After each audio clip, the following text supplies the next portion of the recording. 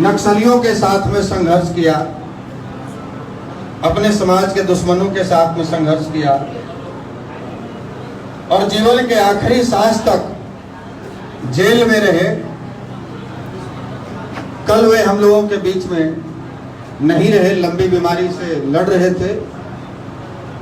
तो हम आग्रह करेंगे आप सबों से कि आप सभी अपने अपने स्थान पर खड़े हो जाएंगे और स्वर्गीय बिंदु सिंह जी के लिए 1 मिनट का मौन धारण करेंगे।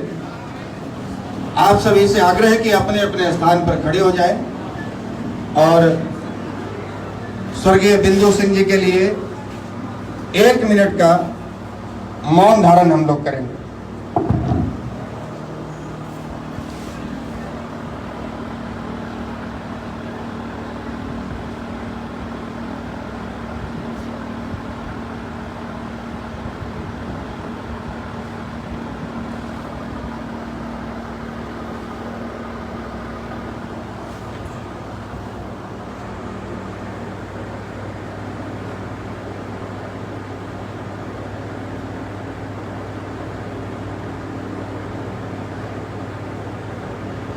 धन्यवाद।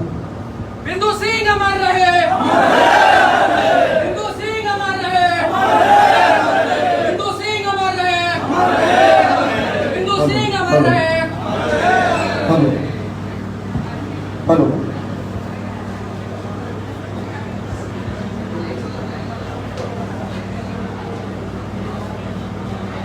आज नवादा के क्रांतिकारी भूमि पर राष्ट्रीय जनजन पार्टी के बैनर तले आयोजित जिला समिति विस्तार कार्यक्रम में उपस्थित मंच पर विराजमान पार्टी के बिहार प्रदेश अध्यक्ष माननीय श्री सतीश सिंह उर्फ टुन्ना जी, शुरुआती दिनों से संघर्ष के साथी रहे पार्टी के पूर्व राष्ट्रीय उपाध्यक्ष बड़े भाई श्री सर्वेश कुमार जी, मंच पर उपस्थित पार्टी के राष्ट्रीय प्रवक्ता और जहानाबाद से पार्टी के सिंबल पर 2020 में विधानसभा का चुनाव लड़ चुके जहानाबाद नगर परिषद के पूर्व उपाध्यक्ष रह चुके माननीय मोहम्मद कलामुद्दीन जी, मंच पर उपस्थित बिहार प्रदेश के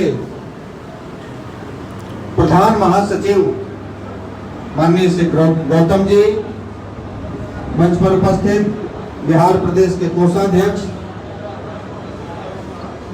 माननीय श्री चंदन बाबू, मंच पर उपस्थित आज इस कार्यक्रम की अध्यक्षता कर रहे आपके जिला के जिलाध्यक्ष माननीय श्री संजीव सिंह,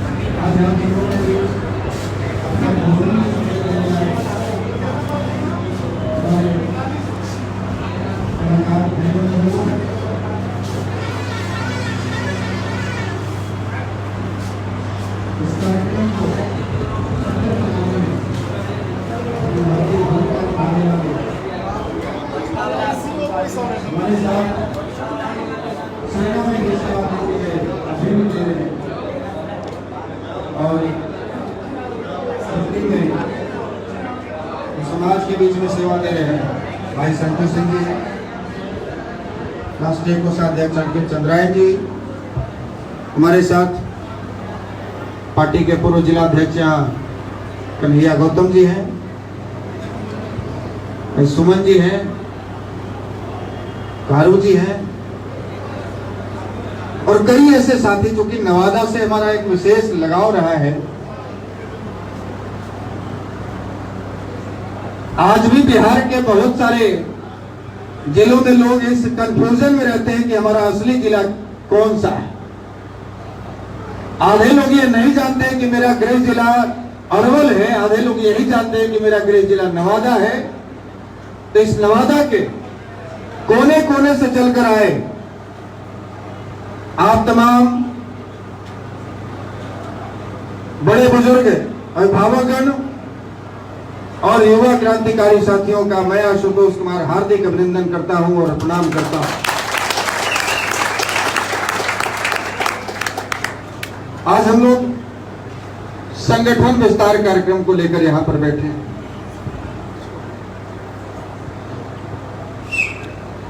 तो जिला समिति विस्तार कार्यक्रम, इसके पहले 13 अगस्त को पटना के रविंद्र भवन में एक बैठक बुलाई गई थी, जिसमें राष्ट्रीय और प्रदेश स्तर के लगभग 150 पदाधिकारियों की नियुक्ति हुई थी। पूरे प्रदेश भर से लोग आए थे, दूसरे राज्यों से भी उसमें आए थे, झारखंड से, बिहार से, झारखंड से और उत्तर प्रदेश से।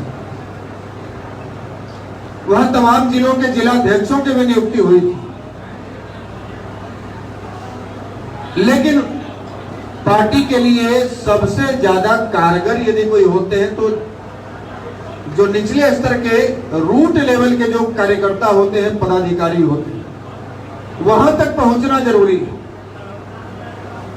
तो जिला समिति विस्तार, जिला में कई पदाधिकारियों की नियुक्ति होनी, उसके बाद प्रखंड समिति का विस्तार, प्रखंड में कई पदाधिकारियों की नियुक्ति होगी, पंचायत स्तर पर संगठन का विस्तार होगा और फिर उसके नीचे हम लोगों ने जो पटना के रविंद्र भवन में एक संकल्प लिया था कि प्रत्येक बूथ 5 यूथ।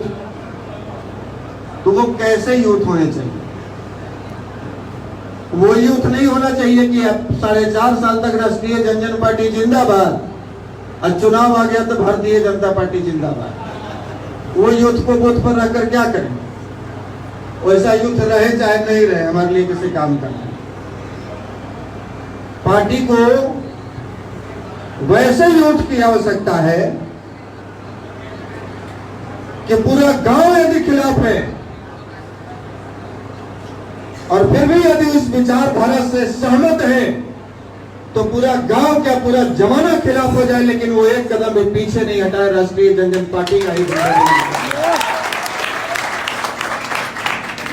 बेशक कम हो लेकिन ठोस हो,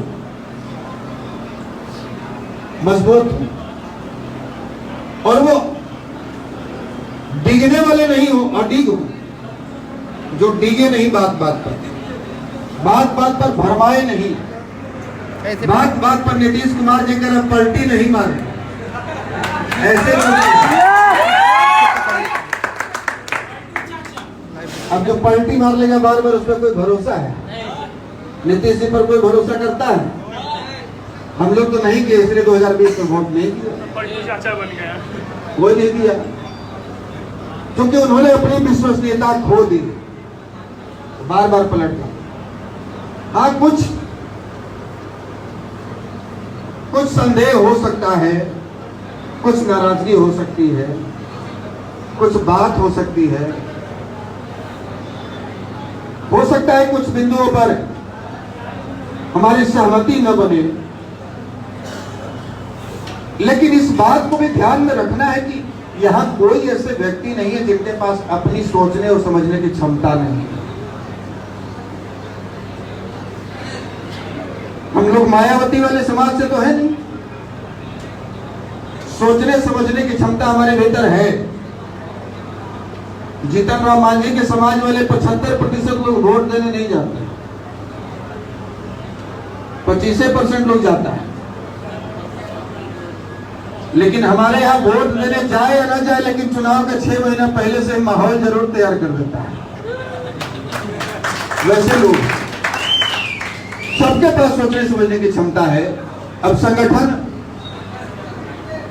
और पार्टी का प्रारूप जब इतना बड़ा हुआ है तो बिहार, उत्तर प्रदेश, झारखंड, अभी देखे होंगे हम लोग नोएडा गए थे, श्रीकांत त्यागी का मामला था। गुड़गांव में कार्यक्रम करते हैं, दूसरे दूसरे राज्यों में, सूरत में जाकर कार्यक्रम करते हैं, मध्य प्रदेश में कार्यक्रम किए हैं, राजस्थान से लोग बुला रहे हैं, हरियाणा से लोग बुला रहे हैं। हम बोले बिहारी नहीं संभल रहा, अभी राजस्थान हरियाणा तरफ क्या देखें। तो इतना बड़ा प्रारूप, इतने सारे लोग, अब पीछे वाले जो भाई लोग बैठे हुए जो गप कर रहे हैं, तो आपके पास पूरा महीना खाली है, गप कर लीजिएगा। अभी आप लोग जिस काम से आए हैं उस काम को, उसको समझिए थोड़ा। और ये जो मंच लगा है, जो इतने सारे लोग समय दे रहे हैं, ये केवल हमारे लिए नहीं दे रहे, इसमें आपका भी फायदा है, इसमें आपकी भी आने वाली पीढ़ियों को लेकर फायदा है। अब शादी नहीं कीजिएगा, बन रहिएगा तो बात अलग है। शादी कीजिएगा तो आपकी पीढ़ियां होंगी, उनकी भी बातें इसमें होंगी और उनके लिए फायदे की बात है। इसलिए थोड़ा समय देना है। और जो हम बात कह रहे हैं, थोड़ा सा उस पर विचार करना है। और यदि आपका विचार हमसे नहीं मिलता है, यदि आपको लगता है कि हम कुछ गलत कह रहे हैं, तो आप स्वतंत्र हैं, आप खड़ा होकर कह सकते हैं कि एक माइक हमको भी दीजिए, हम आपसे सवाल करेंगे और जब तक आपको संतुष्ट नहीं कर देंगे तब तक ये मंच छोड़कर नहीं जाएंगे।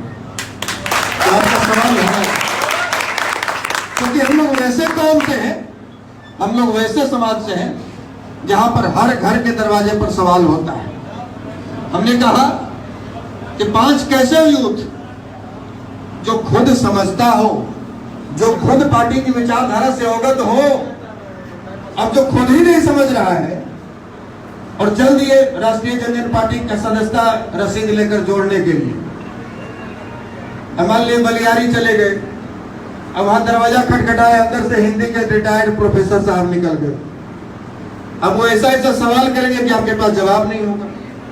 रिटायर्ड मास्टर साहब निकल जाएंगे, आपसे सवाल करेंगे, क्योंकि सवाल करने वाला कौम है, ये आंख बंद कर किसी पर भरोसा करने और किसी के पीछे चलने वाला कौम नहीं है।